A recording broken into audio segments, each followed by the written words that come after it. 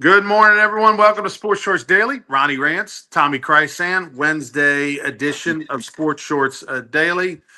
Today, what is today? The 11th, Tommy? Correct, Yeah, correct. 11th, 11. Lucky number 11. March 11th edition. Oh, by the way, a day away before the St. Patrick's Day auction kicks off for the Louisiana Sports Oh, okay. Hall of Fame Foundation.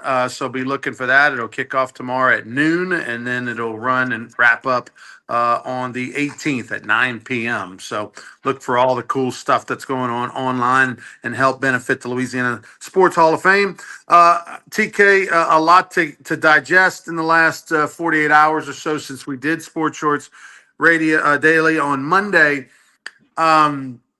The United States baseball team in the World Baseball Classic, the biggest upset really maybe in the Classic's history. They lose to Italy. Now, before you think, oh my God, they lost to a bunch of guys, they're tossing pizzas over in Sicily. No, that's not the case. I mean, these are guys that are in the majors or minors or whatever, and they just happen to have a cousin's friend who went to Italy once and they qualify to play for him. So these are real dudes, but not at the level of that roster that the United States has, right? But it's baseball, and we've seen upsets before. Obviously we see it in baseball all the time with LSU. In major leagues, it is still baseball, and the disappointing thing is they lose 8-6 to Italy. They're down 8-0, came back and 8-6 had the tying run at the plate. Aaron Judge struck out, but the thing is that we're finding out that Mark DeRosa, the manager for the United States, in the post-game press conference revealed he thought the United States had already qualified for the next round. They went 3-0. They'd beaten Mexico. They only had one game left. I find that hard to believe. Someone even beyond him needs to be held accountable in the hierarchy of the World Baseball or United States World Baseball Organization.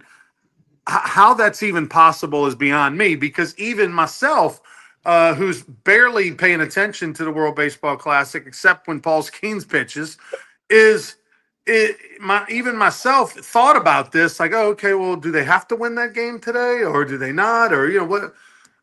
Unbelievable. There's no excuse for it. There's nothing they can say that justifies DeRosa not knowing that situation. I mean, he's got a lot on his plate, but there's got to be somebody in his ear saying, by the way, Mark, make sure you know this, that, boo. Here's the if, ands, and buts, and the if necessary, and the tiebreaker. I mean, somebody's got to inform him of that. So that did not look good. Let's back it up to Monday night. Paul Skeens, Ronnie. That was as dominant as it could be. And there's some major league players on the Mexico roster. And then I got to say this, the first of the two great plays made by Bobby Witt Jr. at short, the first play, I don't know if I've ever seen a better play at shortstop. And like you, I've seen a million plays at shortstop in my lifetime. That was unbelievable. Don't try that at home. I don't know if Mark DeRosa just has never been in a pool play situation, but I mean, you look at the bracket, the pool, you see what everybody's record is, and it shows you, oh wow, okay, if we're 3-0, Mexico's 2-1, Italy's 2-0. Oh, if Italy beats us, they'd be 3-0, but then they play. Oh, okay, well, we got. I mean, this is 9-year-old travel ball type stuff, and for the United States to potentially not advance because of just not really paying attention or not having a conversation with your coaches or World Baseball United States GM, front office, president, whoever, whatever the hierarchy of that is, incredible. Now, here's the scenario. Italy plays Mexico tonight. It's expected that Aaron Nola is going to be pitching for Italy. That's the expectation. And of course, United States fans, I mean, we are already going to be an Aaron Nola fan from a standpoint of Catholic High Baton Rouge, LSU, all the things. We're always Aaron Nola fans, but you need to be even bigger an Aaron Nola fan because you want Italy to beat Mexico. And if that happens, the United States advances. Or if Mexico beats Italy, but Italy only scores 4 runs or less in that ball game, the United States would. If if they allow 4 or less. Okay, hang on. If who does what? If Italy allows 4 or less. Okay. Okay. So they need to lose 4-3 or something like that. So Mexico cannot score more than 4 runs. If they score 5 and win the game, it's over. The United States is staying home, and it's going to be the biggest upset in the history of the World Baseball Classic. And it's going to affect attendance and TV viewing and that thing tremendously. And so that's it. Italy's got to win. Mexico wins. They need to score less than 4 runs, 4 runs or less.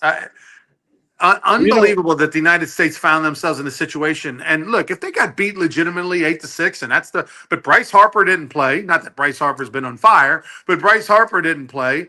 I wonder if the pitching would have been different had the United States felt like they needed to win that game. Had they thrown some other people? It's just bizarre. Well, and, I've liked DeRosa. I remember when he played for the Braves. He does a lot of TV work, in the studio thing, not really game announcing. But, even, I realize he's got a lot on his plate with this team, but somebody's got to tell him, or he's got to seek it out. Like every morning, take 5 minutes to go over the scenario of if and what, So obviously he's never going to be the manager of Team USA again, because eventually it stops on his desk. The other thing too is you wonder if what's going on in that dugout. Like, I mean, these are all grown men. They all have brains. They can look at a pool bracket just like you and I can, and anyone else. I mean, did Aaron Judge not play that game, not thinking it was important? Did all of a sudden in the 6th inning somebody go, "Hey guys, do you realize we might not advance unless we get it going here?" I can't wait for the TMZ True Hollywood behind the scenes story on the biggest upset in World Baseball Classic, the United States not advancing. I agree with you. There's got to be something. By the way, Tommy, wouldn't it be smart for Italy to lose today? Yeah. I mean, if you're Italy, besides pride, why wouldn't you just throw Joe the plumber, get beat 10-0 in 7 innings, and you and Mexico advance, and you don't have to worry about the United States in the next round? Like, am I not looking at this correctly? Well, I mean, things like that have happened in sports where teams pitch off or they play off or without really saying it, it doesn't work out. I mean, it's a precarious situation. I mean, there's no loyalty or anything that Italy needs to do for the United States. Unless behind the scenes, the United States basically, unless Aaron Judge and those guys are go into the locker room of Italy and go, "Hey guys, we pooled our money. We'll give you guys $5 million if, as a team, y'all can split if y'all win this game today." Like, seriously, I'm not even joking. Like, I mean, if you're Italy, why would you want to win this game? Your idea is to try. You want to advance. You've already advanced. If you lose today, if you lose this game and you blow it out, you let Mexico score more than 4 runs.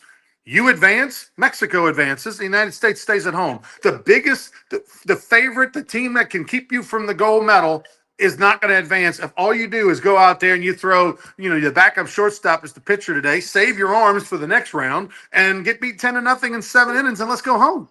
Like, it's mind-boggling. To me, that's what they absolutely should do. They'd be fool not to do it unless all those billionaires get together, pool some money and go, Hey, Coach, will you please still pitch Aaron Nola? And Aaron Nola, will you please, all those types of things. It's wild. It's wild. All right, we're moving on to another wild topic, and that's LSU baseball. The Tigers took care of business and won last night 8-6 over Creighton. It was hairy at the beginning, and they didn't really get it going to the end. But at the end of the day, the fielding is still a problem. They had 2 errors, but it was worse than that. But they got it done. 9 hits, 2 homers. Jake Brown, Cerna, the freshman with a big grand slam that flipped the game. And they got 9 hits, 2 homers. They score 8 runs. They won the game. Okay, that's an improvement. It's a step forward. Makes you feel a little bit better going to Vanderbilt. Here's the negative, Tommy. Creighton didn't throw a single pitcher who's going to pitch this weekend against Tulane. LSU had to come out of the bullpen with Sheeran and some of their best down the stretch to Gonzalez, to finish that game. And those are going to be guys that are going to pitch on the weekend. So LSU did what it had to do to win the game, and they threw whoever they had to throw to win the game. But the difference is Creighton threw a bunch of nobodies that aren't going to pitch against Tulane, and it ended up costing them. Yeah, no, it's a win. That's the big part, it is a win. And now they go to Vanderbilt, who's 11-7, not ranked. It's been a couple of years since LSU played Vandy when they were not ranked. Game times for the weekend: 6 o'clock Friday, 7 o'clock Saturday, 3 o'clock Sunday. Next home game of the Tigers is Grambling next Tuesday. But they got to get 2 out of 3 from Vanderbilt. I don't care how you slice it. Certainly 3 out of 3 is beautiful, but you got to get 2 out of 3 for sure. Um, some positives that happened. Blake Brown continues his great year, hitting over 400, 2 hits and a homer. Zach York has got a 4-game hitting streak going. He had a couple of hits yesterday as well.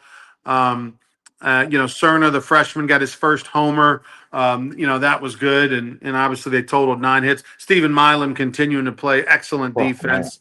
Hadn't had an error through the first 18 games of the season and really made some nice plays last night. Ronnie, I want to talk about something you and Lynn commented about last night, and I've seen this 4 or 5 times already this year, not just with LSU. What is wrong with these first basemen and third basemen not coming in and getting these pop-ups that are between the dugout and the foul line and between the base and the plate? The catcher from Creighton, he's got no chance. If he catches that, it's luck. First base, there was enough time for the first baseman to get there. I mean, that's one of the oldest things in baseball. Catcher, get out the way unless it's against the screen behind home plate. First baseman, third baseman, that's got to be your ball. That's basic fundamental baseball. And it's not just Creighton last night, but it's happened to a lot of teams already in the young college baseball season. And I'm thinking, what the heck is going on? And I know you and Lynn addressed it last night. I also think there should be a clock on instant replays. Once in midweek games. I mean, when the SEC, they call it a main office in Birmingham and they tell them. But in midweek, when the umpires have to run down the hall and third base, go into an umpire locker room, I don't know what the procedure is once they get there, how long it takes for them to put the headsets on and watch the video, whatever. But it's taken way too long. And some of these, I don't know why we have to spend so much time. They're pretty obvious. Although I'm waiting to see what Paul Gilly tells me today, because they overturned a call. I don't know if you saw this early in the game, Tommy, but The LSU baseline? baseline. Yeah, I think the guy was in the line. I think the guy was in the line too. Lynn and I thought the guy was in the line. According to the rule book, he was in the line. Somebody said, well, he had his foot on the line. His left foot touched the line a time or two when he ran down the baseline. That's okay, according to the rule book. Both feet were either on the line or inside the line. So I was shocked at the overturn. I'd love to hear the explanation. We'll find out today because Paul Gilly, the head of officials for the SEC, umpires for the SEC, he gets all the replays the next day, to do a report on them, make sure they were accurate or wrong or right or whatever. And so I'll find out today if that indeed was the case, and if so, why? Why was that? Again, that was a huge part in the ball game. All right, so LSU, as you mentioned, taking on Vandy, an opportunity. These are two teams both headed in a weird direction. Vanderbilt was a #1 seed a year ago going into the postseason. They're the SEC champs a year ago in the tournament. And then, they don't even make it out of a regional, and it's been a downhill trend ever since. Now, they did play a little bit tougher schedule than LSU did. They played, a few better teams. But and then LSU, of course, after winning the national championship, it's been a rough start to their year. So this should be, 1 versus 2 and the premier matchup of the weekend. And instead, it's one of the dud matchups of the weekend. All right, TK, let's move on. Some NFL news. The New Orleans Saints have been active and a huge story in the league in general. Yeah, the Saints running back Travis Etienne, who's from Jennings, Louisiana, over there in the southwest corner near Lake Charles and Lafayette. He's going to come play for the Saints. Linebacker Caden Ellis, who used to play for the Saints, has been with the Falcons. He's coming back. The big tight end that's got good potential, Noah Fant. They've lost to Mario Davis. He went to the Jets. Alante Taylor went to the Titans. So there's some other minor moves, but lots of activity. Noon today Eastern time, they can start officially making announcements. They have what they call the legal tampering thing Monday, Tuesday, and this morning. And the big story you're referring to is the Max Crosby from the Raiders to the Ravens. The rumor is he didn't pass the physical. We'll find out sooner or later. They voided the deal and then signed Hendrickson, who sat out for the Bengals. He's a former Saints player. Crosby's back to the Raiders as we speak, and we'll find out the true story on that. So, and there's a lot of other activity. Tua Tagovailoa going to sign with the Falcons. According to reports, and of course that's in the NFC South. The Saints would have to play the Falcons twice, as we know. So lots of stuff shaking around. Kyler Murray still not signed. If somebody's looking for that quarterback. So today, tomorrow, there'll be a little more dust settling in the NFL free agency. Let's talk about the big story though. With the Hendrickson was going to the Raiders were supposed to receive 2 first-round draft picks from the Ravens. He'd had knee surgery in the fall, late fall. According to his agent, everything's on track. He's doing great. Blah blah blah blah blah. Well, clearly something went wrong. So not only, Tommy, do they send him back to the Raiders, and okay, the Raiders don't get the first-round picks, but the Raiders have been spending, like a 19-year-old dating a millionaire. They have been signing all these players, spending like crazy, thinking they have him off the books. That's the thing. They've been thinking that they had Crosby off the books. And so now not only do you not have the 2 first-round picks you thought you were going to have, but you also may have overspent and you're in a pickle. So this is a bad, bad deal for the Raiders. I mean, you talk about just horrible luck in the last 25 years, that organization. My God, this is just a cherry on top. But the Ravens, they just pivot, no big deal. They get a fresh Trey Hendrickson, who didn't play last year for the Bengals, one of the best pass rushers in the NFL, former New Orleans Saint. By the way, Gus and I, my brother, went fishing with him last April over in Fort Lauderdale. He was on the boat when we did the video with Jameis Winston. Hendrickson was on there with his family. But this is a guy who got something to prove, got a chip on his shoulder. Oh, by the way, in the same division as the Bengals now, right? Poor Joe Burrow. He thought, okay, Max Crosby's going back to the Ravens. Okay, that's good. No, now your teammate is coming to get you.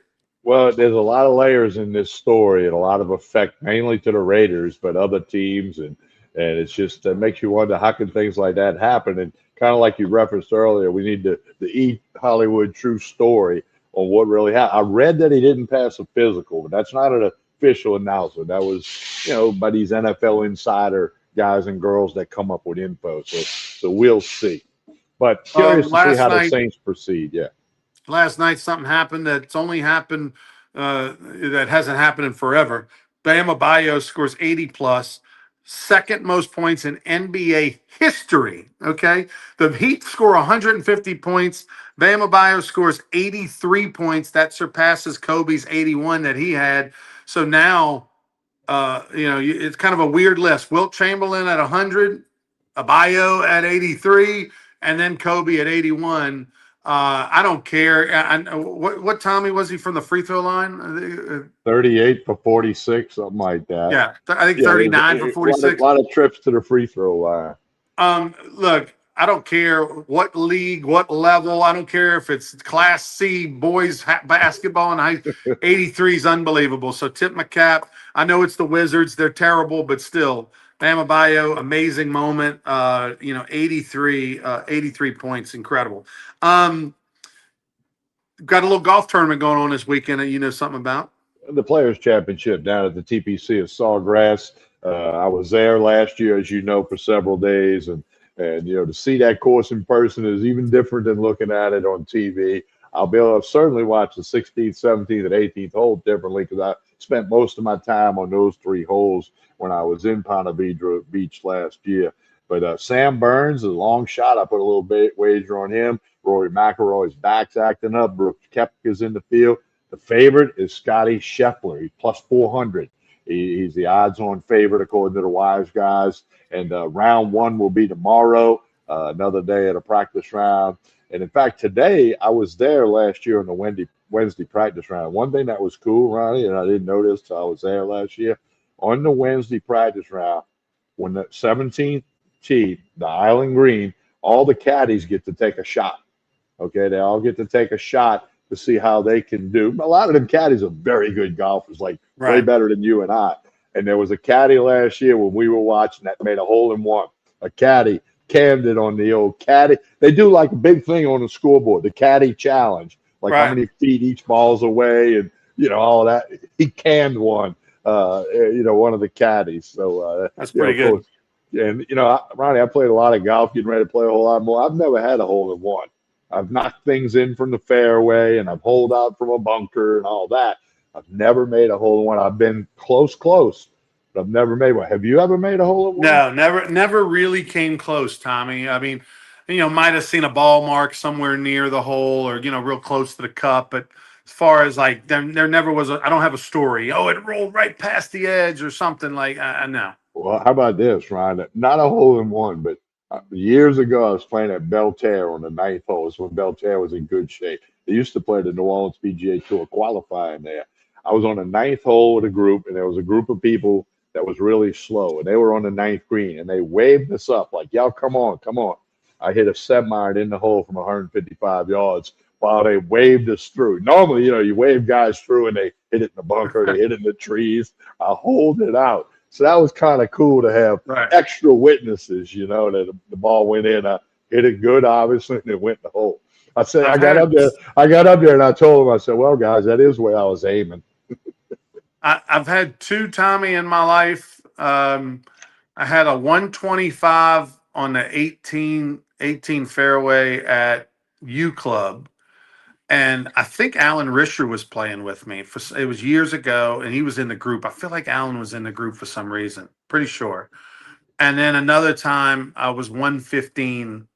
I hold one out from like 115, but never a hole in one, type of deal. All right, So TK. anyway, so the players is going on. Other than that, LSU basketball today, 7.5-point dogs to Kentucky. That's an 11:30 tip. It'll be on time. It's the first game of the day in the men's SEC tournament. The women will have a watch party Sunday night to find out if they're hosting and where they're going and who they're playing, all that good stuff. And also tonight, I'll be watching Stephen F. Austin and McNeese. McNeese won in 3 overtimes last night against UTRGV in 3 overtimes. McNeese, UTRGV missed a shot in regulation and in the first and second overtime at the horn to win it. Their best 2 players fouled out, and McNeese won in the 3rd overtime. So they survived and advanced. They have lost 2 this year. Stephen F. won the regular season. McNeese finished 2nd. So Stephen F. has beaten McNeese 2 straight. They're going to take them on tonight. Now, they do play in Lake Charles at McNeese.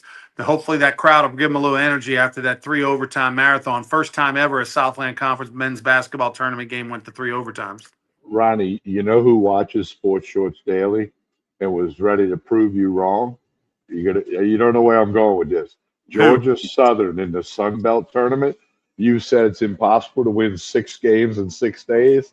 They won the first 5 games in 5 days and lost to Coastal Carolina in the 6th game. But they almost did what you said was impossible. Win 6 games in 6 days because, it's kind of skewed the way the Sun Belt's doing their tournament to try to get more teams in the big dance. But Georgia Southern you challenged them and they almost rang the bell.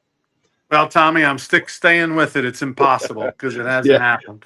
All right, Well, TK, tell us about Tremonti's, and we'll be back on Friday. Yeah, Tremonti's got boiled crawfish every afternoon now at 3 o'clock, hot out the pot. You can call for live crawfish, place your orders. This is Tuesday through Saturday. Tremonti's will bring them out. Of course, today, the lunch special is the hamburger and fries for $6.99. You can't beat that. Stop by, get it to go. You can sit in here and eat it. Plenty of tables available at Tremonti's. $6.99 burger and fries. That's the world-famous burger that is served at Baton Rouge Rougarou games. And again, the boiled crawfish. It's full speed ahead. They can also cater your crawfish boil. You need 200 pounds. You need 5,000 pounds. They can do it here at Tremonti's, large or small. They can boil them for you, bring them to you, boil them on site, however you want to do it. It's crawfish time at Tremonti's Meat and Seafood in Baton Rouge. Again, live crawfish every day at 3, boiled crawfish every day at 3 o'clock, hot out the pot, corn, potatoes, the whole bit. You got to check it out. We're back Friday morning, as Ronnie said. Don't forget to like and share this show. Look for these shorts clips on YouTube later on in the day and tomorrow. I'm Tommy Krysan. Have a great day, everybody.